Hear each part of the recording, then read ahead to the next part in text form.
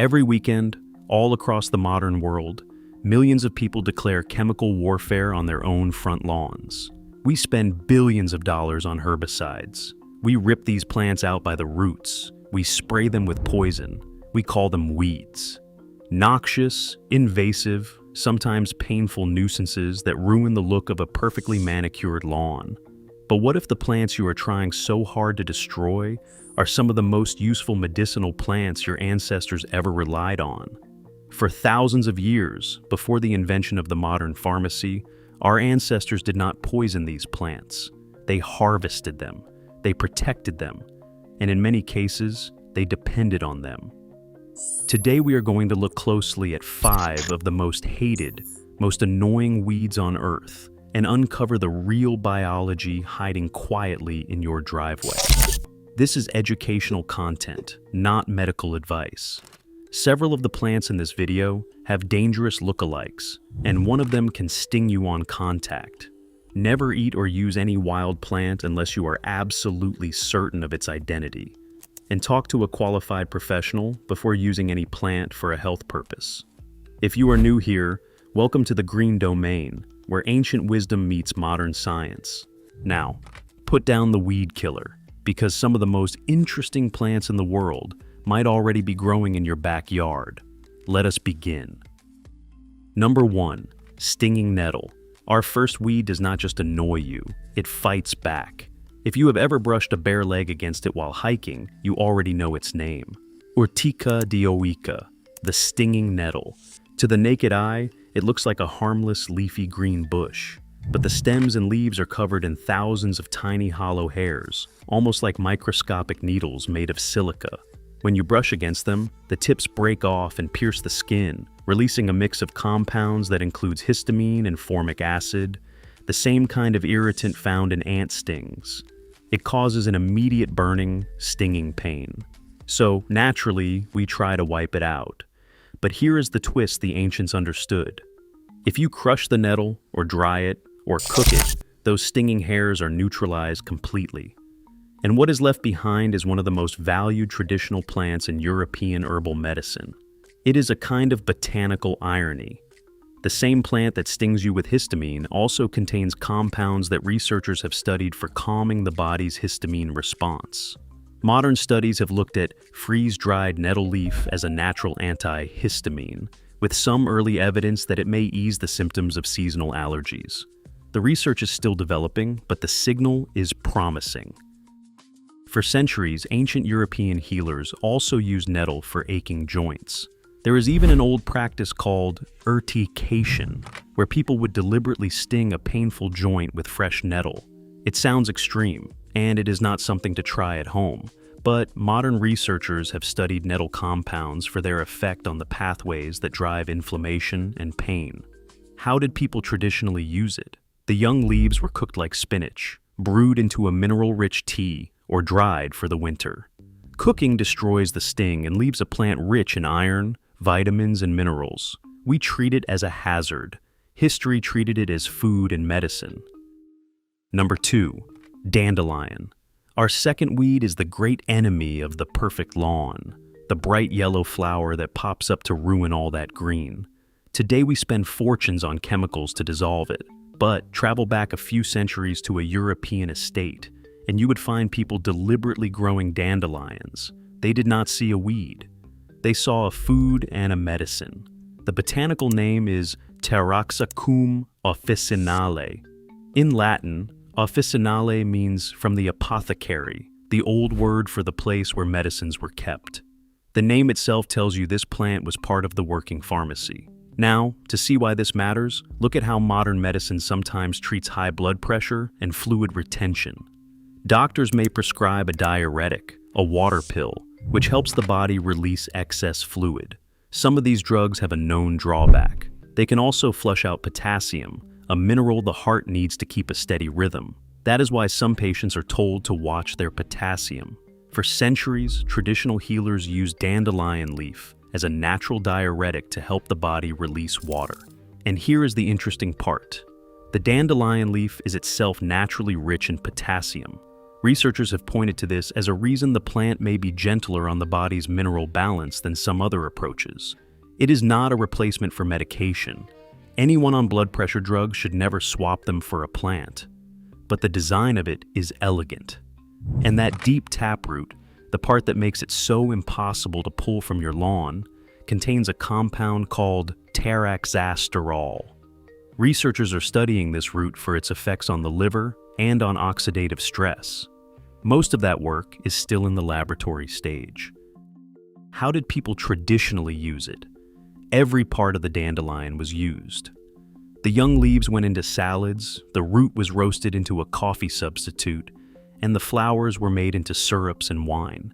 It was, quite literally, a whole plant food and medicine. We are poisoning a plant that earlier generations grew on purpose. Quick pause.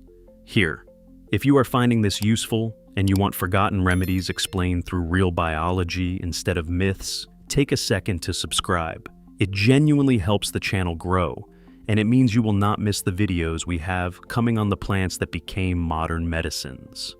Now, back to the driveway. Number 3, Broadleaf Plantain. Our third plant does not even need a garden. It grows in the cracks of concrete. It grows in the gravel of your driveway. It survives being stepped on, mowed, and driven over every single day. It is called Broadleaf Plantain, Plantago major.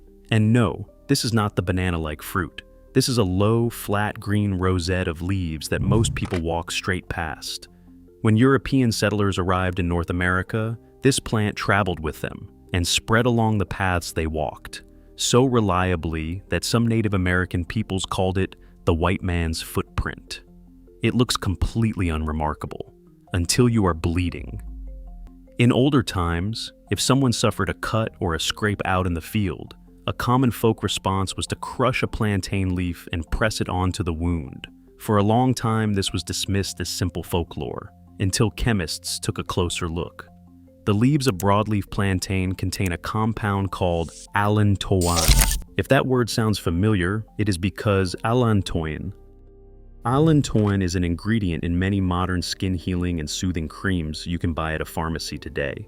It is known to help skin cells regenerate and to soothe irritated tissue. Plantain also contains a compound called aucubien, which laboratory studies suggest has antimicrobial properties, which may help explain why the old wound traditions seem to work. To be clear, a serious wound needs real medical care, not a leaf. But the everyday folk use rested on genuine chemistry. How did people traditionally use it? The crushed fresh leaf was applied to stings, scrapes, and irritated skin, and the young leaves were also eaten as a wild green. The weed you crush under your tires behaves, in a small way, like a living, soothing poultice. Number 4, burdock. Our fourth weed is famous for being deeply annoying. If you have ever walked a dog through a field in late summer, you have spent time pulling tiny hooked seed pods out of fur and clothing. This is burdock, Arctium lapa. Those clinging burrs are so brilliantly designed that in the 1940s a Swiss engineer studied them under a microscope and used their hooked structure as the inspiration for Velcro. But the real prize is not the burrs above the ground, it is the root below it. Burdock produces a long, thick taproot, and in both traditional Chinese medicine and old European herbalism, this root was prized as what they called a blood purifier, used for deep, stubborn skin conditions. Now, blood purifier is not a modern scientific term, but modern science gives us a way to translate what the old healers were seeing. The root is rich in a special fiber called inulin.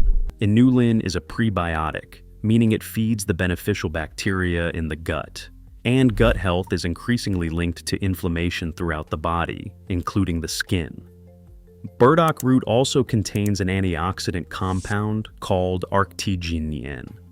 In laboratory studies, arctiginin has shown the ability to neutralize free radicals, and researchers are studying it for how it protects cells from oxidative damage. I want to be careful here. That work is mostly early stage, in the laboratory, not proven treatments in people, but it gives a real biological hint behind a very old reputation. How did people traditionally use it? The root was eaten as a vegetable, and it still is in Japan, where it is called gobo, and it was simmered into teas and tonics. The plant that clings to your socks was, for centuries, a food and a skin remedy. Number 5. Purslane. Our final weed may be the most underestimated plant on this entire list. It is called purslane, Portulaca oleracea. It looks like a small, sprawling succulent, with thick, fleshy stems and little paddle-shaped leaves. It loves the worst, driest, most neglected soil it can find, thriving in sidewalk cracks and abandoned lots.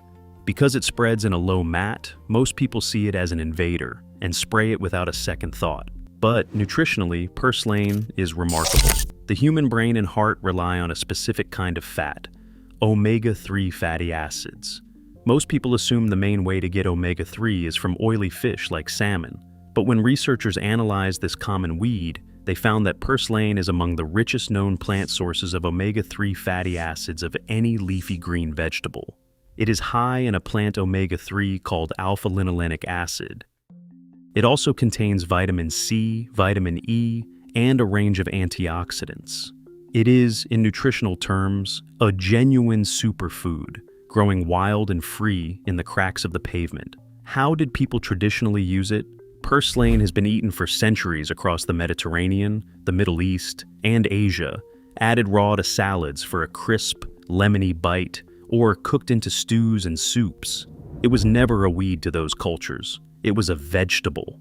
While many of us buy processed fish oil capsules, this plant is offering some of the same kind of nutrition, pushing up through the concrete completely for free. So, take a moment to think about the modern landscape.